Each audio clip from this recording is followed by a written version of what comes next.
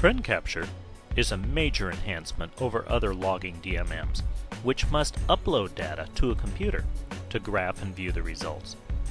Unlike these other DMMs, the Fluke 280 series digital multimeter has the ability to graphically review information on the meter immediately after the recording session is completed.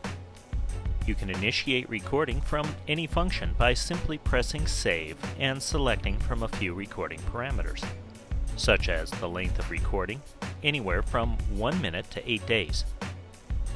View the trended data to identify any suspicious events that might suggest further testing, and use the unique zoom feature to take a closer look.